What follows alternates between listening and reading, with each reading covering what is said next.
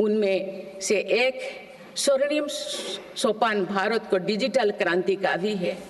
आज भारत टेक्नोलॉजी के फील्ड में एक प्रमुख ग्लोबल प्लेयर के रूप में अपनी उपस्थिति दर्ज करवा रहा है। दुनिया के बड़े देशों के साथ ही भारत में 5G सर्विसेज की शुरुआत इसका एक बड़ा उदाहरण है। भारत की UPI टेक्नोलॉजी की सफलता से दुनिया के कई विकसित देश भी प्रभावित हैं। आज 50% से ज़्यादा real time digital transaction Bharat में हो रहा है। मेरी सरकार ने डिजिटल टेक्नोलॉजी को सामाजिक न्याय और समानता के एक टूल के तौर पर इस्तेमाल किया है। डिजिटल पेमेंट कुछ लोगों या कुछ वर्गों तक सीमित नहीं है। भारत में छोटे से छोटा दुकानदार भी इस सुविधा का लाभ उठा रहे हैं। गांव में भी बैंकिंग सेवाएं और UPI जैसे वर्ल्ड क्लास टेक्नोलॉजी उपलब्ध है। भारत में पिछले 10 साल में बने 5 लाख से ज़्यादा कॉमन सर्विस सेंटर्स सरकार की दर्जनों सुविधाएं ऑनलाइन उपलब्ध कराई जा रही हैं। मेरी सरकार ने लोगों के जीवन पर सरकार का प्रभाव कम करने के लिए ई-गवर्नेंस को महत्व दिया है। डिजी लॉकर्स की व्यवस्था ने लोगों को कभी भी कहीं भी अपने महत्वपूर्ण डॉक्यूमेंट्स पाने और दिखाने की सुविधा दी गई। तेजी से डिजिटाइज होते हमारे समाज में आज राष्ट्रीय सुरक्षा से जुड़ा एक और महत्वपूर्ण विषय साइबर सिक्योरिटी है। डिजिटल फ्रॉड, साइबर क्राइम और डीप फेक जैसे टेक्नोलॉजी सामाजिक, आर्थिक और राष्ट्रीय सुरक्षा के लिए चुनौती भी बनी है।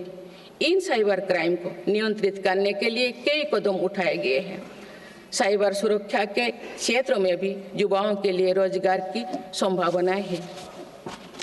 मेरी सरकार साइबर सिक्योरिटी में दक्षता सुनिश्चित करने दिशा में निरंतर कार्यरत है। इसके फलस्वरूप भारत ने ग्लोबल साइबर सिक्योरिटी इंडेक्स में Tier 1 स्टेटस प्राप्त कर लिया है।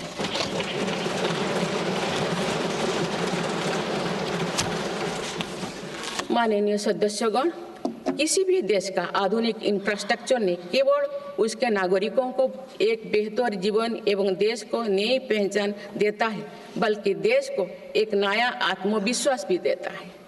बीते दशक में भारत ने वर्ल्ड क्लास इंफ्रास्ट्रक्चर निर्माण के कई माइलस्टोन तय किए हैं।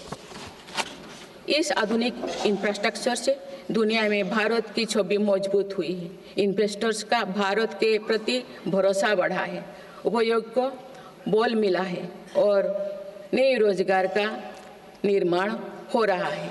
मेरी सरकार देश के हर हिस्से को हाईवे, एक्सप्रेसवे से कनेक्ट करने के लिए मिशन मोड में काम कर रही है। PM गति शक्ति नेशनल मास्टर प्लान के द्वारा परियोजना पर पूरा करने की गति तेज हुई है। 2 साल पहले बुनियादी ढांचे का बजट लगभग 2 लाख करोड़ रुपया था, जो पिछले बजट में बढ़कर 11 लाख करोड़ रुपया से अधिक हो गया।